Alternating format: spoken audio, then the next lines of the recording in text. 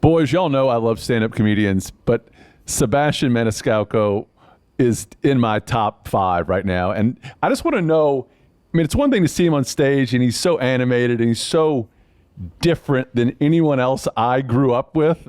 Right. Is he going to hate me or is he going to love me? Because I know I'm going to love him no matter what. You didn't grow up in an Italian northeastern household. A Chicago Italian. Just with style. See, that's the thing that throws him. He's not like a tough guy. He's really quite manicured and dapper and decked out and concerned about his how shiny his shoes are and how perfectly pressed his pants are, which is a total, I don't know. It's kind of screwing my brain up a little bit. When I said something effective, you really lean into, and you're like, "Oh, really? You think I do the?" Because he's all the way. But yeah, he made us laugh. We taped him a long time ago, and right now this is pretend. Hey, welcome to our awesome podcast that everyone's talking about. They're talking about our podcast almost as much as they talk about how Brian had a 3 on, I think, hole 5 at the old course on his way to a 78. Was it 78? 77, Kenny, come on. They won't shut up about 77. it. They won't shut up about it. Neither will Brian or Cooper about his hole-in-one. You know them. That's Brian Baumgartner. You know him from The Office or the golf course. And Cooper Manning, the kinder of all the Mannings. And I'm Kenny Mayne, and this show is called We Need a Fourth. How are you guys doing? Everybody good? No, I have a cold. I'm battling, but and I yelled at a travel agent all morning, but I'm ready. I'm excited to be rejoined with you guys. I didn't know you left the state of Washington. Why would you need a travel agent?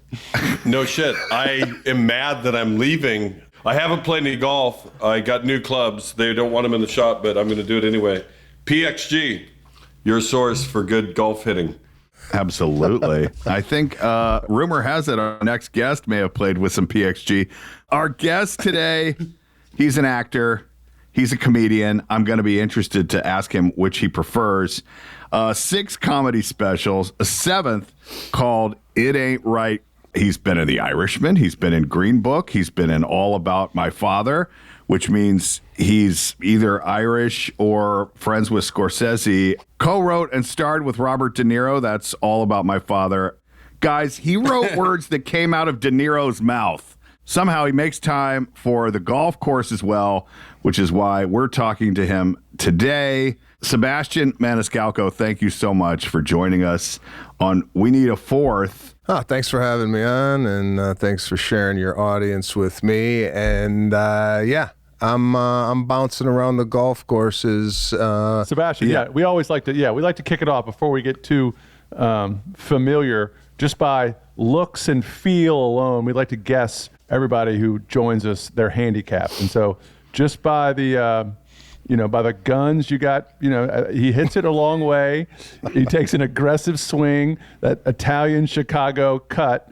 I think we're looking at a 11 handicap on Sebastian. I think he is a 9.25. The only other Sebastian that I've met is Sebastian Janikowski, the kicker, and I had him. I would ask questions in English, and he answered in Polish. And we never showed the transcription of it. Just wanted to run that joke by you guys. But that aired. That was a show. 9.25. All right. I don't know that we round to hundreds in the Gen handicap system, but that shows how much you know about it. All right. Oh God, do I want to go over or under 11? We'll call it a 9.25. I'm gonna say 9.0. 9.0 for Sebastian. Sebastian, what is your handicap in golf? I might be kicked off the show after I tell you what my handicap is. 21. You know what I respect? I respect that you have one. I don't respect that I lost. What was that number? That's 21. Move the PXGs away from the Wi-Fi. Oh, that's a good point. Move the golf clubs away from the Wi-Fi. Maybe you'll hear us better. Here's why you won't be kicked off this podcast. I'm fairly certain your number is lower than Kenny's. So there you go. It's just about the love of the game here, Sebastian. Do you love the game? I love the game. I'm not one of these guys that's looking for balls and weeds. If I can't find it, we're moving down the course. And then I'm not one of these guys lining up putts. All right? I get over the ball and wherever it goes, it goes. I'm not sitting there. It's a pacing thing with me. I'm very impatient out there, and I just go out there. I like the outfits more than I actually like the game. I like I like to come out. I'm generally in all black, like I'm going to a funeral, and I'm wearing pants rather than shorts. I'm not one of these. Always. No matter how hot it is, I'm wearing a nice slack on the golf course. You like the fit, like your high fashion fit, Sebastian. That's what it seems like. I mean, even your comedy specials, black and white. Are those your favorite colors? I don't feel like you could go wrong with a black and white. Although I'm into a little green now that I'm golfing. I have these green pants, and I'm gonna look. You're shouting out PXG. I'm gonna shout out a golf shoe made by Jimmy Choo. Look into those and tell me if you don't think those are hot off the rack.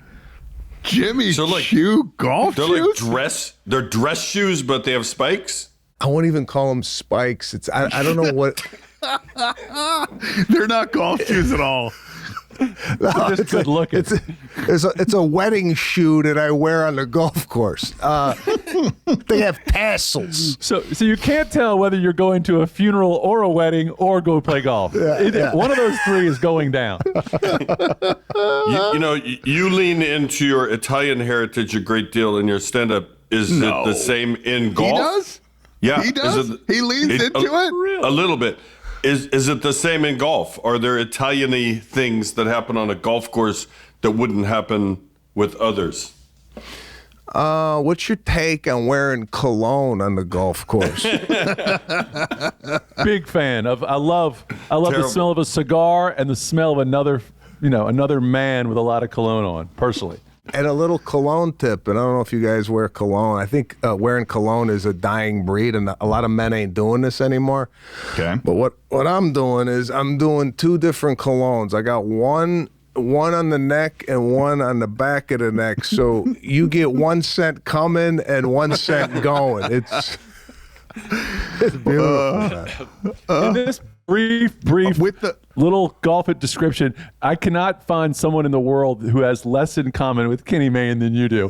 He wears no shoes. He wears short pants. He lines up every putt. He's never wear cologne. He's wearing a sweatshirt that he probably got free from some sort of like bake sale. He has no style, yet we're all together. That's the great thing about golf. Boy, that is. Thanks, Cooper. Appreciate you. Now, I think Peyton's the nicest Manning now. Fuck you. Hey, we have to take a break because we're not doing this shit for free, all right? Stand by, listen to these ads, buy whatever the fuck they're selling. Do you ride or walk? Oh no, I gotta ride, bro. There's no this whole thing about shoes. I gotta feel the course and I gotta just get me in the cart and keep this thing moving. I don't even like caddies. Forget the caddies too. I want to go out there and talk freely amongst my friends without editing myself with a stranger I don't know. That's very Italian. You don't see that too much on the golf course. Instead of a cart girl, is there like an Italian mom shoving pasta down your throat between the holes? Or... I'm looking for a cannoli cart on hole 5. No matter what you do to me on the golf course, whether we play music, if you're throwing whatever at me, or it's not going to matter. My shot's going to be the same. All right. So the music, I don't really care about. If you want to play it, play it. I know that seems to be in vogue now. The music, the playing in your with no socks on, and that whole thing seems to be like, oh, golf is like casual. That seems to be like, why do we have to dress up play golf, or why do we have to be quiet? But don't matter. My game sucks so bad that you could do whatever you want on the golf course. Don't bother me. Well, it begs the question for me, and so maybe we should have discussed this first. What do you like actually about golf? Is there anything that you actually find that gives you enjoyment while you're playing? I like the camaraderie of the people that I'm golfing with. So the making fun of one another and it to me it's a fun 3-4 hours on the course with friends. That's what I look forward to. I like the game, don't get me wrong. It's just I'm so not consistent with it that, once I get a good drive or I make a nice little chip, I feel great, but it's just few and far between. I'm there for like the hang, not so much to lower my handicap as we saw in the beginning of the show. I don't belong to a country club. Is that something you want to be? You seem like a guy who would have a little bit of some issues with some of the stuck-upness that goes along with a country club. Just a hunch. Yeah, but wait, before you answer, he also seems like not a public golf course guy, because you're going to see a lot of no socks. You're going to see a lot of shorts out there, maybe some T-shirts. You'll never see a pair of Jimmy Choos on a public golf course. Yeah, that is true. I would never wear my Jimmy Choos on a public course. That's reserved for private country club only. All right? Okay. But you get a lot of invites. I do. You get invites, right? Other people who do belong, like, hey, this guy's funny. We want him out here. He'll make the group better. That's how it works out for you? For me, that's a misnomer. I'm not Mr. Make you laugh on the golf course. It takes me a while. I'm like a souffle. It takes me a while to feel comfortable around people. So I'm kind of quiet. I like to observe the group prior to making any big, splashes with comedy. I'm not Mr. He's Mr. the comedian. He's going to be a blast. I'm actually quite quiet when I'm around people I don't know. I want to know, when he said at the top how you got to write for Robert De Niro, truly that's was there a huge process that oh shit, will he say this? Or am I just going to do my best and hope he likes it? What was your mind process going through in that? Well, I co-wrote this with Austin Earl, and we didn't have De Niro. I mean, we wrote it without having anybody attached to it. So it's not like I knew De Niro was going to be saying these lines. It's just he got the script. He really liked it. And this is during COVID. He's like, I want to get everybody together in New York and hire actors, and I want to hear it out loud. So we kind of did the whole movie in a 6 feet away from one another. And then after the end of the read, I went up to him and, I was waiting for I'm in. I went up to him. I said, what'd you think? There was there's nothing. And then he left. And I turned to my manager at the time. I go, did he like it? Or is that the last time we're going to see this guy? And then a couple of weeks went by, and then he said, yeah, I would love to do it. So I didn't think we're going to get De Niro to do the thing. I wrote the thing. I'm like, all right, who's going to play my father on this? De Niro was a dream, but then when he signed on to do it, I went into a full panic attack. I'm like, I'm going to be acting with arguably one of the best to ever do it, and I don't generally do a lot of acting, so I was sweating like you wouldn't believe going into this project. The whole acting thing is not fun. It's not something that I look forward to doing. You know what I'm saying? It's boring. It's like, come on, let's like with golf. Let's keep it moving.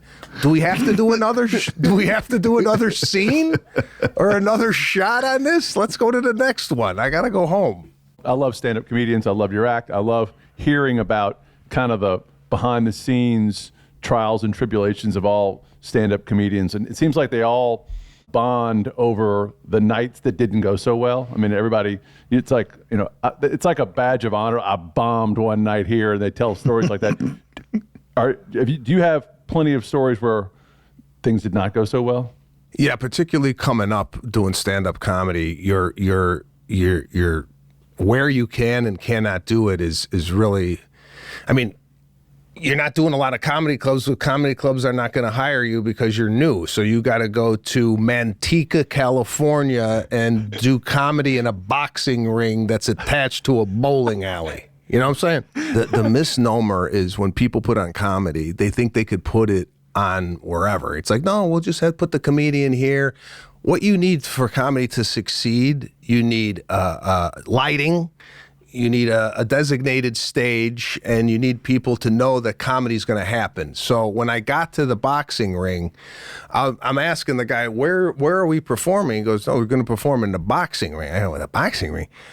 So I get in there, and there's like blood on the canvas from the night before, and in the back of me, somebody's picking up a spare in the bowling alley. So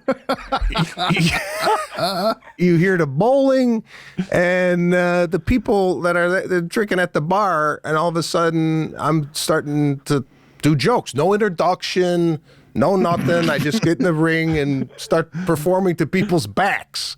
So yeah, I think you got to go through those moments, just like anything, whether it be broadcasting, acting, football, whatever it is. You got to, pay your dues and get. That's how you get good. Doing those shows in the boxing ring really developed my tough skin, for anything that could happen in a show. I was in Vegas performing at the Palm one time. There was a cat in a casino. It ran up the back of the drapes. It's like you gotta be prepared for that. And I don't know, today I don't know if people are putting in the reps that they need to be a comedian to succeed at a high level. Just with the internet and social media, everybody today all of a sudden is funny. I'm not buying it. I want to ask you guys something. What is the most odd thing you have in your golf bag? Is there something do you have a rabbit's foot that you rub? Or is there a warmers just in case it gets cold? You got a little warmer in there? Talk me, what's in the bag? Listen, this is our goddamn show. You don't ask the questions. No, okay, we'll answer them. I recently took out rain gloves, the rain gloves that you're supposed to play in the rain, because I realized I live in California and it doesn't rain. And if it does, I'm definitely not playing golf. So if I go someplace where there might be rain, I have to remember to put those back in. That just seems like a ridiculous thing that I had for like 3 years, rain gloves in there that never got touched. I had, and it wasn't weird. It was a sentimental thing. My father passed away a long time ago, but I carried with me one of his old clubs. Is a 2-iron Bobby Jones wooden shaft, and I would use it, because I'm always in the fucking trees anyway, where you're up, think of old dad and hit this thing out, right? I made a 2 one time from like 140. Then these criminals stole my car, took my golf clubs, and did criminal behavior around Hartford for like a whole night. Police called me in the morning. Do you know where your car is? I said, in my driveway. No, it's not. And they used my clubs and my dad's club to break into places. They stole the 2-iron. So I'm still pissed about that. Anybody see a wooden 2-iron in the Hartford region, I'll pay top dollar. I'll trade you some PXG clubs for them. Yeah. I guess growing up, my dad always he played righty. There's no time for your story because our story's Yeah, that's right. I don't have a rabbit's foot. I have a human foot. I'll reveal whose it is later. No, what do you got, Cooper? Nothing. We got all sorts of I got shit. I got 15 clubs. That's probably one too many. And I got. That's right. I always when I putt left-handed, because Archie always putted left-handed, so we didn't get right-handed putters. We said, go ahead and figure it out lefty, so we put lefty. But I love playing golf with someone, and it's like on 17, he'll go, wait, you putt lefty? I'm like, thanks for being so observant. You know what I mean? Dude, I had a guy, like the third time we played, like, when did you start putting lefty? I'm like, the 2 other times ago, sir. What do you have in your golf bag? It seemed like you asked us because usually, you want to reveal yourself. What do you have in your golf bag that's weird or special? 4 different types of colognes. And I just keep a knot of cash in there. It's my golf cash. So I love cash. I love to carry cash, and I think I might be a unicorn by saying that. I don't know if you guys still carrying cash. Yeah, you like that? I got it to these bastards. Yeah.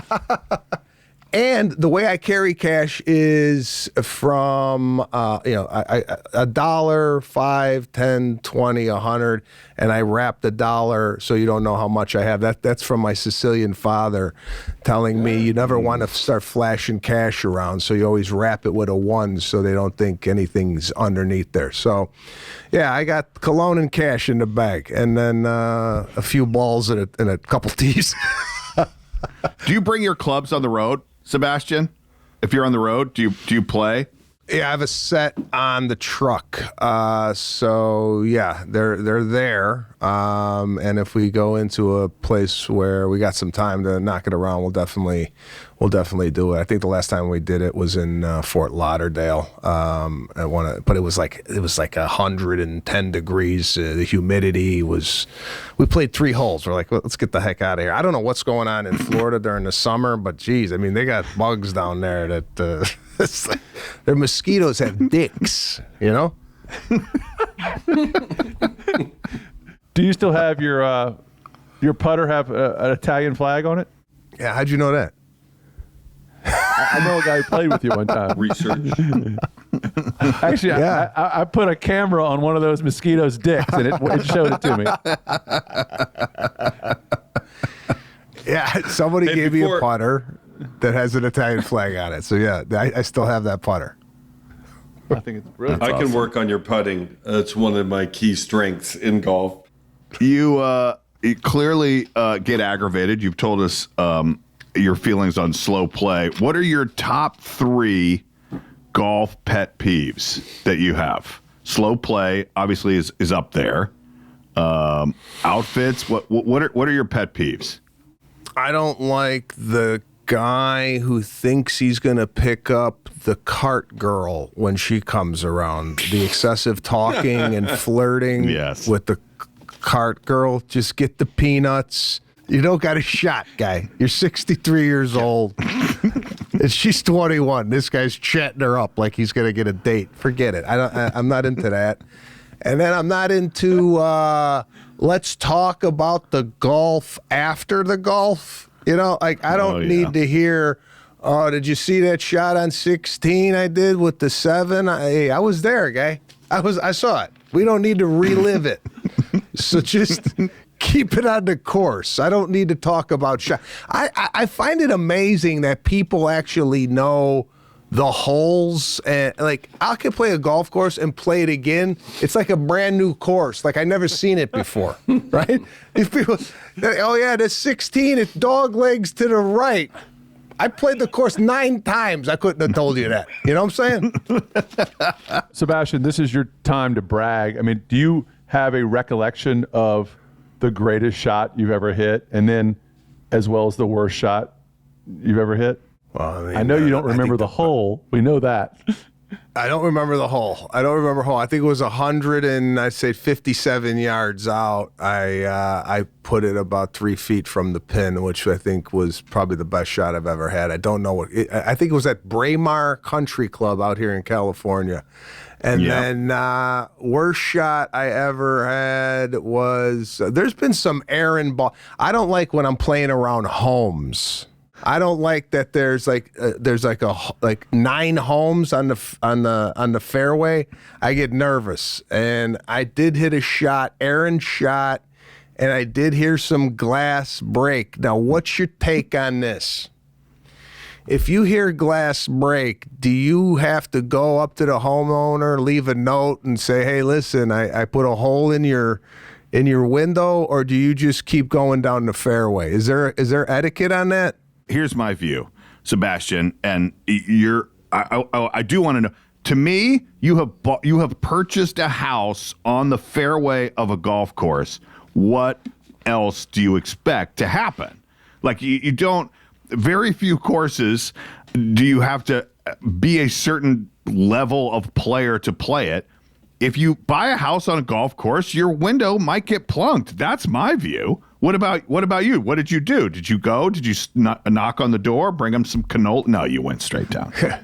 Kept going. kept going. I mean, that's the way I feel. Listen, you buy the house on the golf course. First of all, you got to get windows that don't shatter. I think that's the first and foremost. You got to get unbreakable windows if you're going to be on the golf course. But no, I didn't say nothing. It was like a faint crash, but I wasn't going to go and search the neighborhood to go, anybody see a ball come through here? Right onto the next shot. Sebastian, do you want to improve as a golfer? Yeah, I'm currently taking lessons here in Los Angeles. So I've been told that I have potential. I just need to, practice, just like anything else. But I do have potential to be a scratch golfer.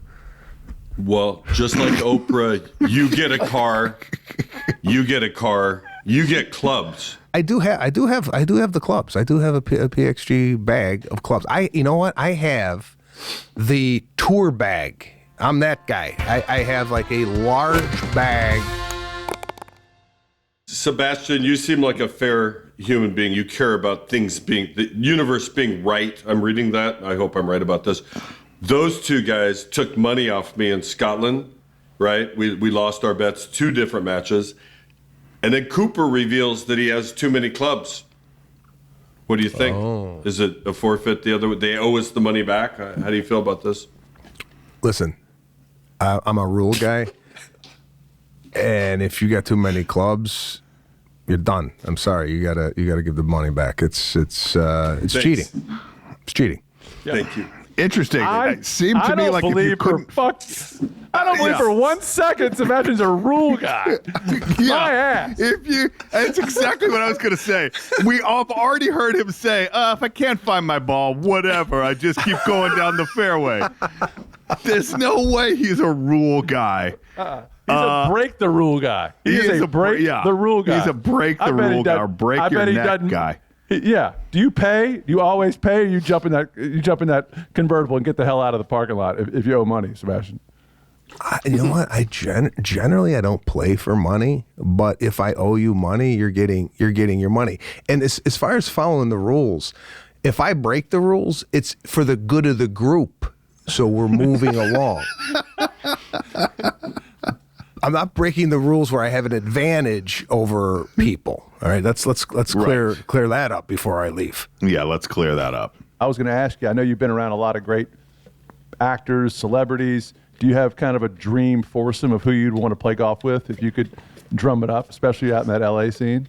I've never met Sylvester Stallone. I wouldn't mind golfing with him. I wouldn't mind golfing with who else? Michael Jordan. Never met him. I'm a Chicago guy, so grew up on Michael Jordan. Have you played with Joe Pesci? Joe Pesci's got to be a name for you. I mean, he's Italian. He's connected, probably. Yeah, Joe Pesci don't play in order. He's the type of guy, he'll start on 15 and then he'll cross over to 2. Yeah, he'll play whatever hole's open. Talk about impatient. He'll be all over. He was really, really fun to play with. He was a blast. I enjoyed playing with him. I like playing with funny people. Sebastian, I know you've got your seventh comedy special coming out in November. It Ain't Right. Tell me about it. Yeah, so it was filmed in Chicago, my hometown, at the United Center, which was really special to me because I remember actually going to a basketball game at the United Center with my father to see Jordan and sitting up in the third balcony watching the Bulls, and then to have my special filmed at the place where I kind of grew up watching the Chicago Bulls was really special to me. Plus, it's my first arena special. It's pretty spectacular. I never thought I would shoot a special in an arena just because I didn't know if it would work. I think it was, maybe too big, but the way we shot it was in the round, and I just got done editing it last week, and it's really, really not only funny, but the production of it really shines through on camera. So I'm really looking forward for people. And it's my first special on Hulu. Hulu got into the stand-up comedy business this year and had some great specials with Bill Burr and Jim Gaffigan. So we're looking forward to it. Sebastian, I hope you don't mind, but I'm putting together a little foursome. It's going to be you, Jordan, Sylvester Stallone, and Koopy. Us 4. You in? I'm in. Let me know where I got to bring my PXGs. Screw these 2 other I'm guys. Done. I can't thank you enough for being on the show, buddy. We needed a 4th, and you were a perfect 4th. Wouldn't you agree, Brian? Absolutely. Thank you so much for coming on here. I know you performed up at the American Century Championship in Lake Tahoe. I unfortunately was not able to go to the show that night, but hopefully you get your clubs. You're taking lessons. Maybe you join us out there and play in the tournament one of these years. I'm in. And Brian, if you're in LA, you want to go, let me know. We'll knock it around. 100%. 100%. I can't wait. And maybe we'll get these guys out here and we'll go. I can't tell you what a big, huge fan I am of yours. I so appreciate you coming on here. I love that you love golf, and I wish you all the best on the new special. I appreciate that, guys. Thanks for having me, and look forward to seeing you guys in person someday, maybe at an event or on the golf course. And hey, I'm bringing a cologne, huh? There you go. I'll wear it for you. Awesome. Thanks, Sebastian. All right, guys. Take care. Thank you so much. Just as Mazda brings you more of everything you love, we too here at We Need a Fourth are here to offer you a little bit more of our show. We Need a Fourth, More Than a Drive is brought to you, guys, by our friends at Mazda. Thanks to Mazda's More Than a Drive, guess what? We get to do more of We Need a Fourth.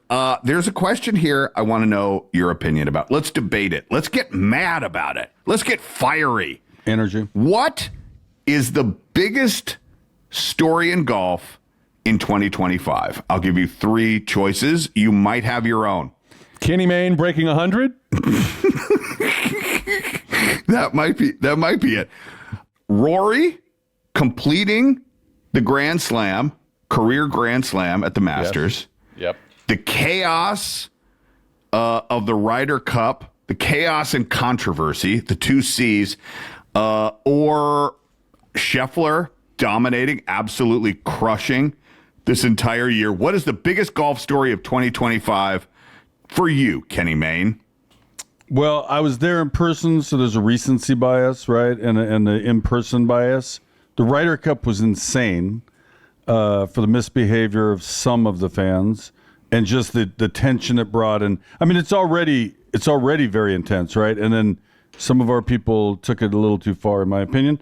But then what was crazy, even after all of that, the Americans were getting absolutely trounced, and bit by bit by bit actually made it a really, really interesting watch, whether on TV or in person. We're looking at the board, we're hearing the cheers.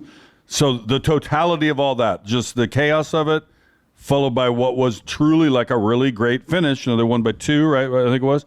But it could have been closer, a putt here, a putt there. Yeah, I'm going to go Ryder, even though the others 2 you nominated are right up there. You know, for me, I've known Scotty Scheffler a little bit. He's a kind guy. He's a University of Texas guy. He's someone just you naturally like being around and pull for. But even if Scotty was probably fielding these questions, he would probably divert the attention from him and say, "Yeah, it's probably Rory getting that, or what the heck." You know, he would even shy away from the attention. That's why he deserves the attention. And I'm going, Scotty Scheffler is the best golfer in the world right now. He deserves credit. He deserves to be talked about. He deserves to be praised, even though he would never do it himself. Yeah, his swing, to watch his swing and what his feet do when he's going after it. God, how about that coach saying, "Keep doing this" as a young guy? You know, anybody else on the range? Wait, hang on, boy, am I going to make a lot of money off these parents fixing this? And they're like, no, let it be. It's interesting. There's only 2 of you, yet the 2 of you made compelling arguments for all 3 of the examples I gave. You said recency bias. I guess like my childhood bias growing up in Georgia. I mean, the Masters for me is 1A, 1B, 1C, and then the other tournaments fall after that. So I always make sure to watch that event. And that was just such a compelling story with him winning and then taking the turn eventually at the Ryder Cup and having everybody root against him. It's just that the complexity of that issue right there, to me, maybe it's a combo platter for me. Like, sure. That he was maybe the most revered, obviously Scheffler agreed, greatest golfer on the planet right now, but that him dominating, winning the Masters, and then being so loathed here in the United States in the same year in the Ryder Cup, it was a crazy year. Guys, you know what's something we never have to worry about when we're on the golf course? Safety. Oh, well, except Kenny's playing with you. Then you're very much in danger. But guess what? Same goes for Mazda owners. They don't have to worry about safety. No, because Mazda has 8 2025 IIHS Top Safety Pick Plus awards, and that's as of October 2025. Visit www.iihs.org to learn more about that. And that's because Mazda crafts cars for those who do more than simply move. There's more to move you. Move and be moved.